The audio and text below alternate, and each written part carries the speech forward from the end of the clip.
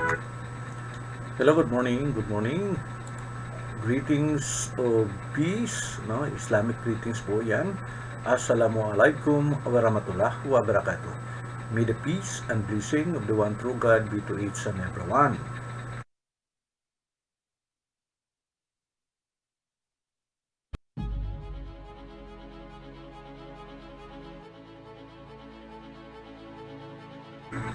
Okay, welcome po kayo sa ating programa Proclaim the Truth and Expose the Falsehood. Ako ulit po ay si Engineer Ronnie Albao, ang inyong Bible Falsehood Exposer.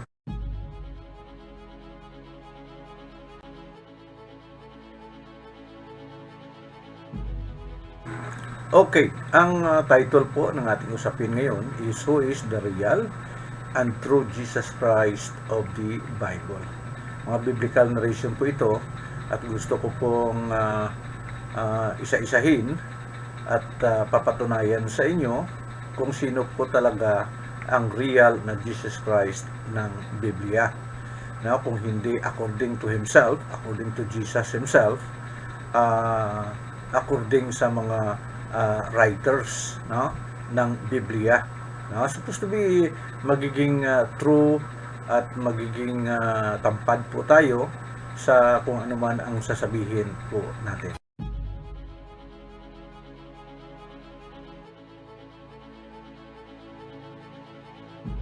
So simulan na po natin. Ako po, ang religion ko po ay Islam, isang Muslim. Naniwala po ako sa kay Jesus Christ, peace be upon Him. Siya po ay pinapaniwalaan ng mga Muslim bilang isang propeta. Siya ay pinanganak na walang tatay, ibig sabihin born from a virgin si Jesus Christ. Naniniwala po kami na si Jesus Christ ay by God's permission, gumawa siya ng mga milagro, ng mga miracles. Naniwala po kami na ang Jesus Christ ay nagpagaling ng mga kitungin, ng mga may sakit by God's permission.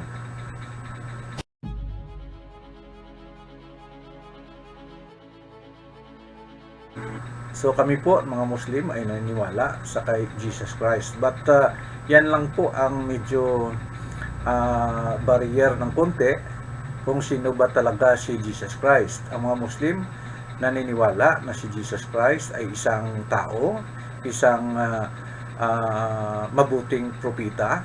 Siya ay tagasunod sa mga utos ng Panginoong Diyos. Tinatawag po namin ang Diyos na yan ay Allah. Si Jesus Christ ay nananalangin. Si Jesus Christ ay nagugutom just to prove na siya ay tao lang. At naniwala kami na isa lang ang Diyos na dapat sambahin.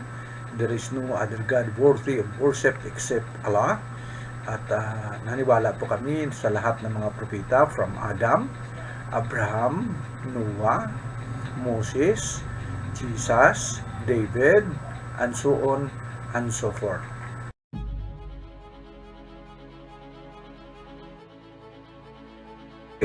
So simulan po natin ang usapan ito regarding kung sino po ay si Jesus Christ, no?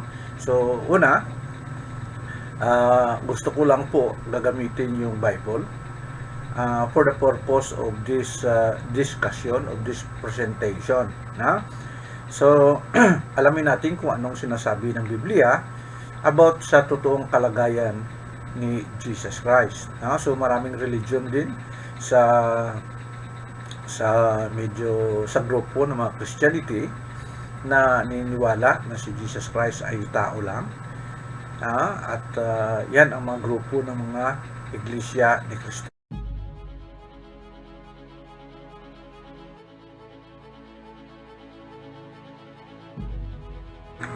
Okay, ito po ang premise na gusto kong ilatag sa inyo. Ito'y regarding kung ano ba o sino ba ang Diyos.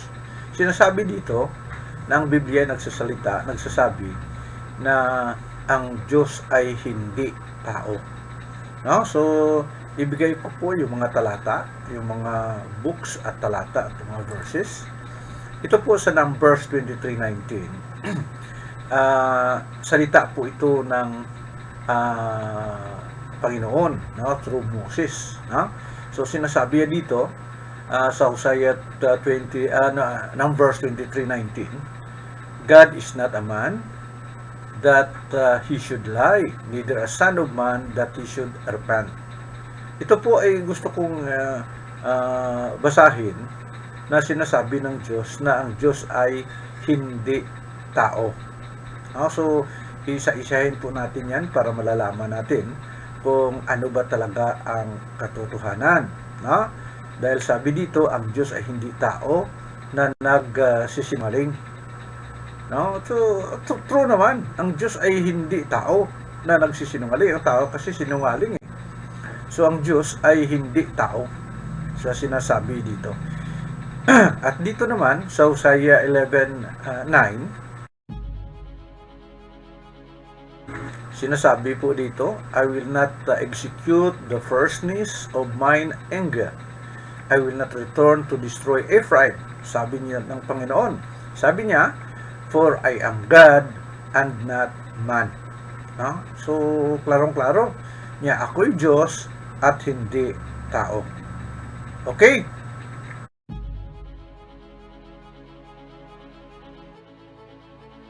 So, tatanungin po natin, iimbestagahan natin po kung sino ba talaga si Jesus Christ. Kung ano ang relasyon dito sa verses na to sa kay Jesus Christ himself. Tatanungin natin. Dito makikita natin sa John 8:40. Sabi dito, but now you seek to kill me. Ang nagsasalita dito ay si Jesus eh. So, ngayon si Jesus ang tinatanong natin kung tao ba siya o hindi. Sabi niya, but now you seek to kill me, a man that hath told you the truth. So dito, inaamin ni Jesus Christ from his mouth na siya'y tao na nagsasalita, nagsasabi ng buong katotohanan. So pakinggan natin si Jesus. Siya dito ay tao, sabi niya, a man that hath told you the truth. At dito naman sa Acts 2:22, ye men of Israel, hear these words. Sinabi ni John ito, Jesus of Nazareth, a man approved of God among you by miracles and wonders and signs. So dito makikita na ang pagkakilala ng mga tao dito kay Jesus of Nazareth, a man approved of God. But siya ganun, kilala siya bilang isang tao sa gitna nila by miracles and wonders and signs. Ang Diyos ay nagbibigay ng mga miracles wonders and signs. So nakikita siya ay tao na binibigyan, approved by God among you, through miracles and wonders and signs. So, yan po ang sinasabi ng Biblia. So, ano ko lang po, medyo bigay tayo ng kunting analysis at conclusion ng katanungan kanina na sabi ng Panginoon, ako'y Diyos at hindi tao. So, ang Diyos pala ay hindi tao. But si Jesus, inaako niya na siya'y tao that told you the truth. At kilala siya bilang Jesus of Nazareth, a man approved of God among you. So, yan po ang pagkakilala ng mga tao sa kay Jesus Christ, mga friends and relatives. Dito naman sa Acts 17:31, sinasabi dito na because he had appointed a day, ang Panginoon, in which he will judge the world in righteousness by that man. Kilala din siya. Ang pagkakilala ng mga tao sa kanya, siya'y tao whom he had ordained. Ino-ordain siya ng Panginoong Diyos No, si Jesus, a man, isang tao, which hath given assurance unto all men. So, yan po ang pagkakilala ng mga tao sa kay Jesus Christ. Si Paul naman, anong masasabi ni Paul dito sa 1 Timothy 2:5? For there is one God. Sinasabi dito, there is one God and one mediator between God and man. Sino po ito? Ang mediator between God and man, the man Jesus Christ. So, yan po ang masasabi ko in relation sa topic natin na si Jesus ba ay tao? Of course, tao. Dahil siya ay tao, sabi ng Panginoon, ako'y Diyos at hindi tao. So, hindi siya papasa sa tingin ko lang, at siguro through your understanding din, hindi naman ako namimilit kung anong dapat ninyong isipin. Ang my rule only is to present to you kung ano ang narratives na mababasa natin sa Biblia. Okay? Yan po sa ito. So, ang konklusyon natin dito, kung siya ba ay tao, yes, tao. Ang Biblia nagsasalita na ang God is not a man, sa makikita dito sa Numbers 23:19 kag sa Hosea 11:9.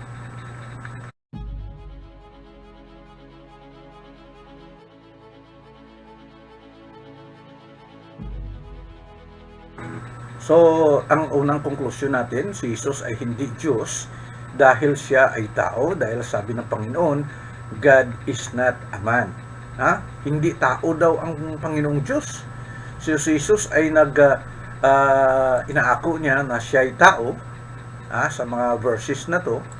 At dito makikita mo na ang konklusyon natin po sa mababang pag-analyze natin na si Jesus, ang kalagayan talaga niya ay siya ay tao at hindi Diyos, mga friends and relatives.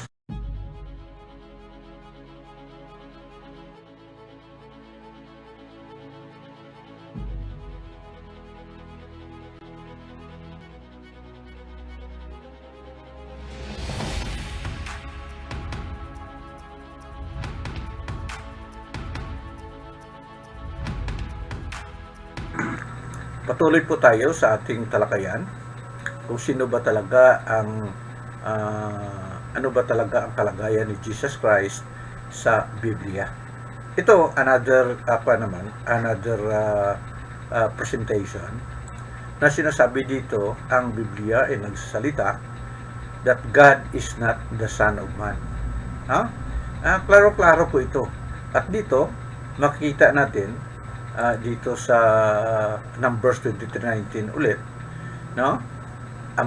God is not a man that he should lie, neither the Son of Man that he should repent. Hindi daw anak ng tao ang Diyos. Ang Diyos ay hindi rin anak ng tao that he should repent. Pasensya na po sa mga Christians na kaibigan natin, sinasabi nila at na si Jesus daw ay anak ng Diyos. Pero dito makikita natin dito through my presentation na si Jesus ay anak ng tao. So this is another makakonclude po tayo na si Jesus ay hindi Diyos dahil siya ay anak ng tao. Ang katanungan po, may mga verses ba na siya ay Son of God? Of course, mayroon. But it is in a metaphorical sense. Dahil si Adan po ay anak din ng Diyos, si David is anak din ng Diyos, si Solomon, ang Israel is anak ng Diyos, at sinasabi sa Biblia, blessed are the peacemaker, for they shall be called children of God.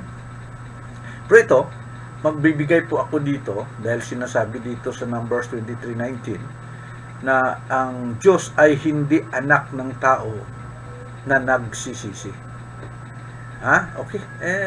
Panoorin po natin, mga friends and relatives.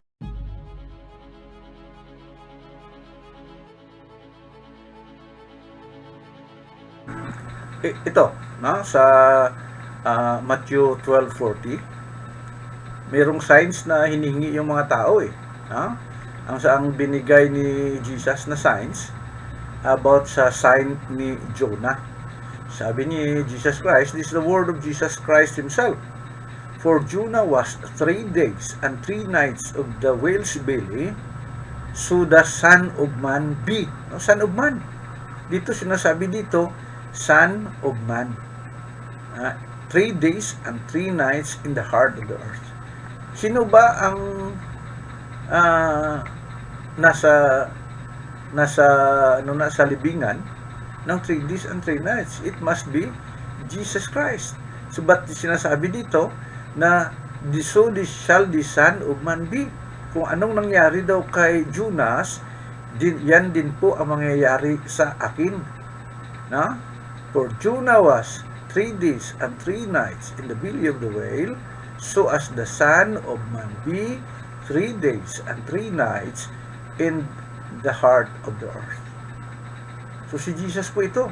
Ang Son of Man dito ay sinasabi na si Jesus Christ. So kanina, ang sinasabi dito sa Numbers 23:19, God is not a man that he should lie, neither a son of man that he should repent. Hindi daw son of man. Ang Diyos daw ay hindi son of man.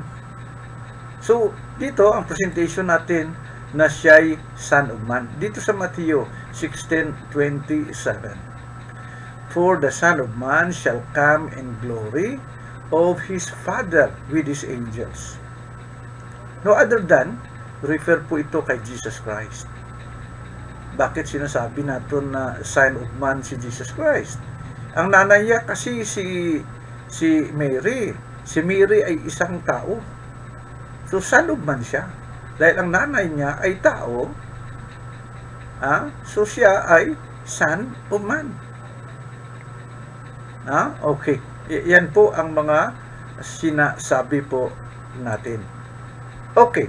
Dito, to prove na siya ay Son of Man, si Jesus Christ, and God is not the Son of Man, dito sa Matthew 26:64, Jesus said unto him, Thou hast said, nevertheless, I say unto you, hereafter shall ye see the Son of Man sitting in the right hand of the power and coming in the clouds of heaven.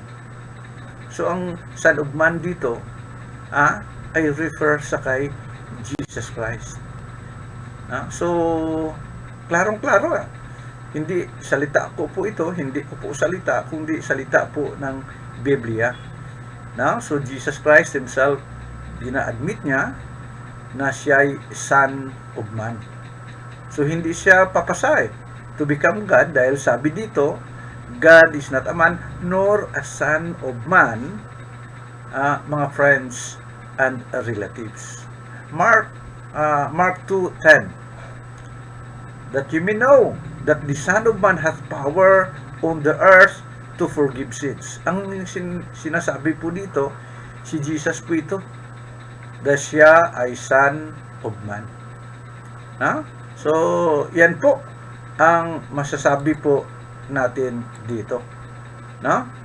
To prove further, dito sa John 5:27, that that hath given him authority to execute judgment also, because he is the Son of Man.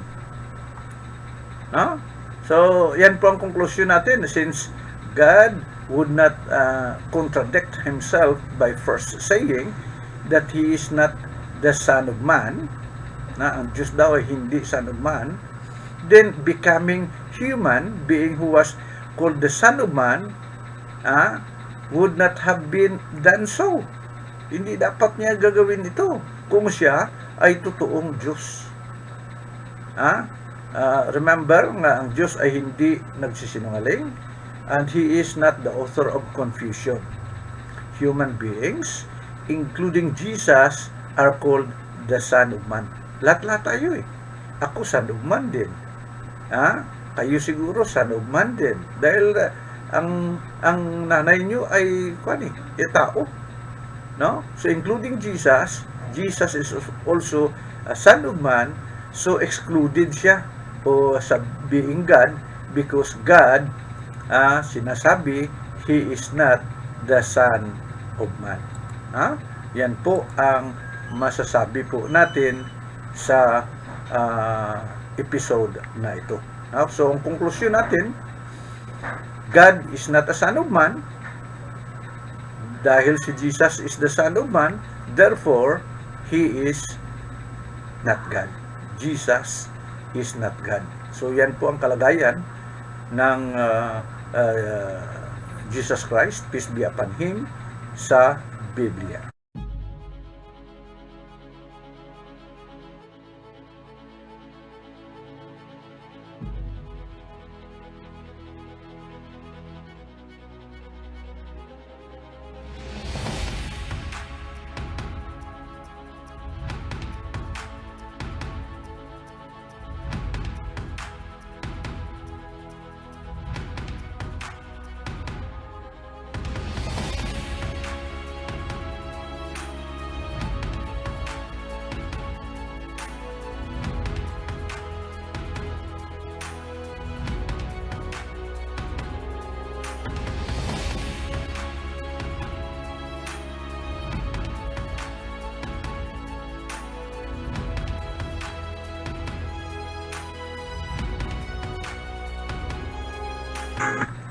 Pagpatuloy po natin ang talakayan ito to prove kung sino ba talaga ang tunay na kalagayan, ano ba talaga ang tunay na kalagayan ni Jesus Christ ng Biblia.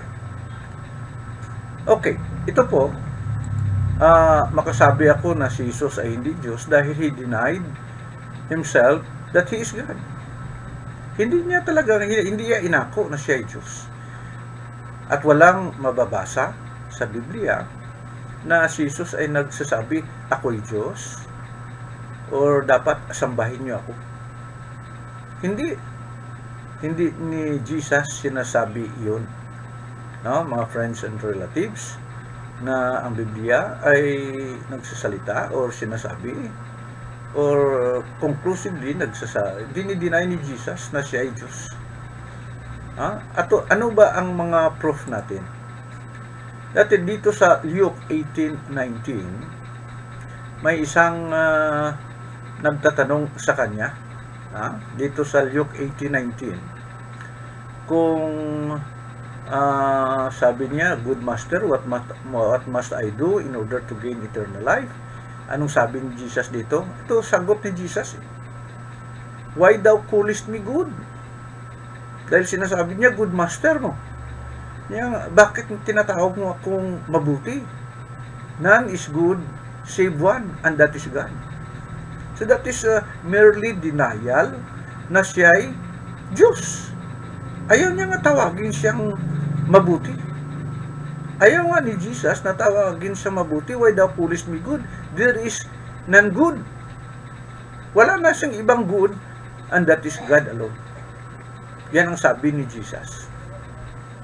Now, that is tantamount of denying merely that He is God. Sa sinasabi dito. Matthew 19:17. Ano ba ang sinasabi dito? And He said unto him, sa yung nagtatanong, nagsasabi na, why thou callest me good? Dito sa Matthew 19, why callest me thou good? There is none good but one, that is God. So, ayaw niya tawagin siya, good master, what must I do in order to gain eternal life? Pero ano sabi ni Jesus? Na, there is only one good, and that is God. So, nga, tawagin mo akong mabuti. Why thou callest me good? The only good, the ultimate good, is nothing but God. But gusto mo magkaligtasan? If thou wilt enter into life, keep the commandments. Yan po ang sabi ni Jesus.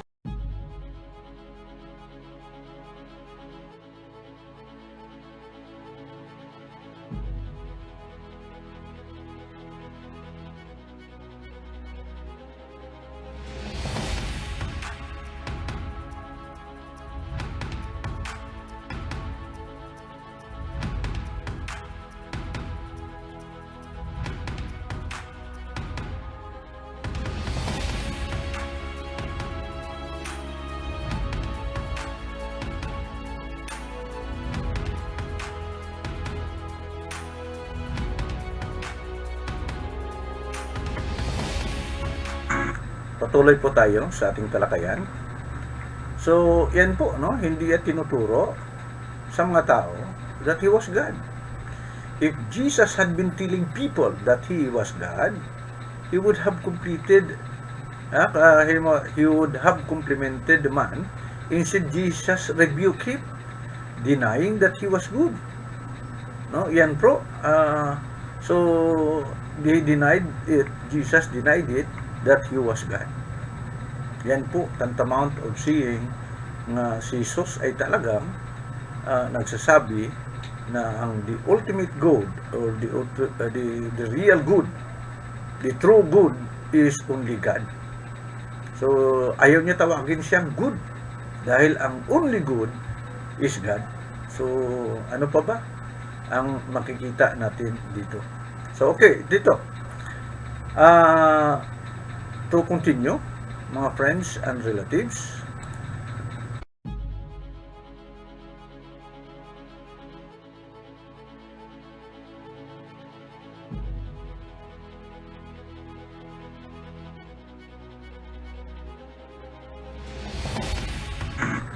okay, now continue. Ito po ang masasabi ko. The Bible says that God is greater than Jesus. Ang mga doctrine ng Trinity, that the Father is God, the Son is God, the Holy Spirit is God, yet there is no God but one God. Parang magkapareha sila eh. Magkapantay sila. Walang malaki, walang maliit sa kanila. Yan ang kunin, no? The Father is God, the Father is eternal, the Son is eternal, the Holy Spirit is eternal. Yan po ay nakikita sa sa yung isang creed, no? Athanasian Creed, that there is no three eternal but one eternal only. The Father is almighty, the Son is almighty, the Holy Spirit is almighty, yet there is no three almighty but one almighty. Okay, to go further sa sinasabi ko na, nagdi-declare po sa Biblia na ang God is greater than Jesus, or si Jesus nagsasalita na ang Diyos ay mas greater sa Kanya. Ito po ang mga verses na sinasabi dito sa John 14:28. You have heard how I said unto you, I go away and come again unto you. If you love me, you would rejoice.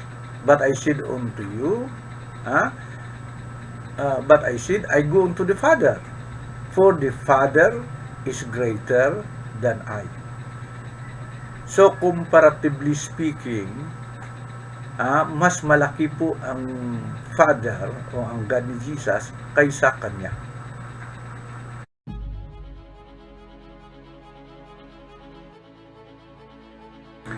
Yan po ay ina-admit ni Jesus. The Father is greater than I. So ano pa ba ang makikita natin dito? This one proves that Jesus is not really God. Dahil ang Father niya is greater than I. Dito makita din sa John 10:29.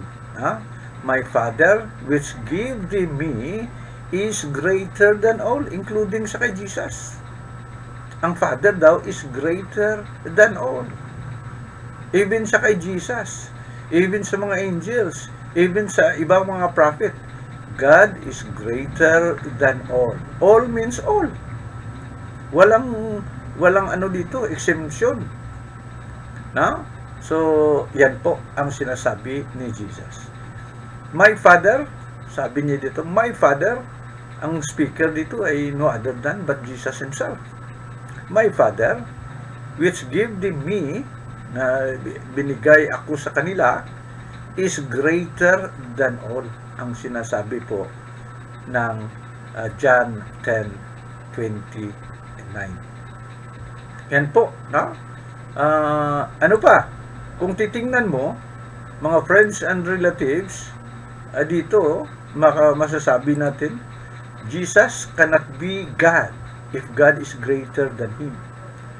Ang mga Christian mga belief that the Father is equal with the Son, contradicting po ito sa clear words of Jesus. Clear words of Jesus, contradicting po ito sa clear words of Jesus. Sige.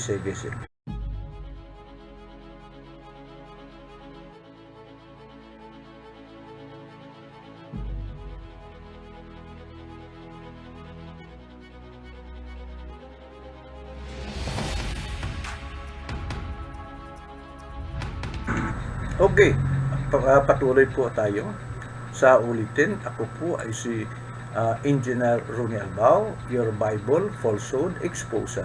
Ito po yung mga number natin, pwede kayong tumawag. Kung Globe kayo, unlimited kasi ako sa Globe eh.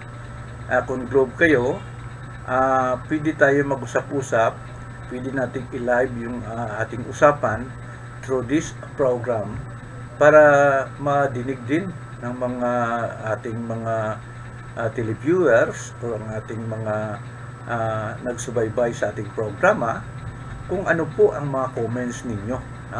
So, pwede kayong tumawag sa ating number, layo na sa 0917-179-8584. Yan po ang Globe natin. Okay. So, patuloy po tayo sa ating talakayan.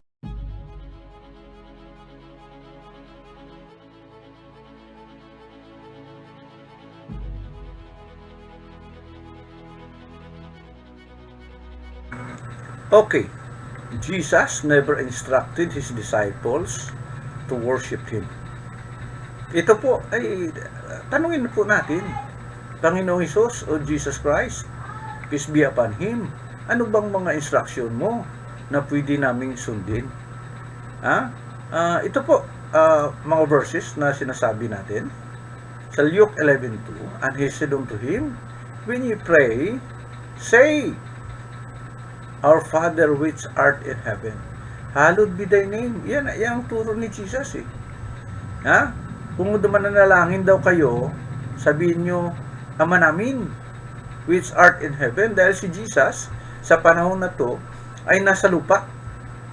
Sino ba dapat ang name na ihalo? Yung medyo bigyan ng pansin? Hallowed be thy name, thy kingdom come, He will be done on earth as it is, o in heaven and on earth. So, ang sinasabi po ni Jesus dito, na dapat natin tawagin sa ating mga panalangin, ay yung Ama niya.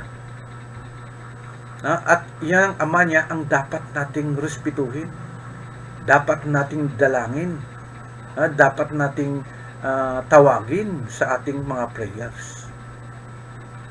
So, this is tantamount na ang direksyon po ng sinasabi ni Jesus dito, na ang instruction na not to worship Him, instead to worship or pray to the Father. Dito sa John 16:23, and in that day ye shall ask me nothing. Dapat huwag kayong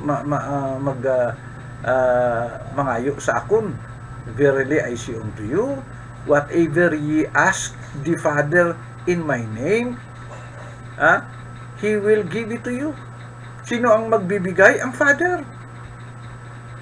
Ang Father ang magbibigay ng pansin, ng tulong sa sino man.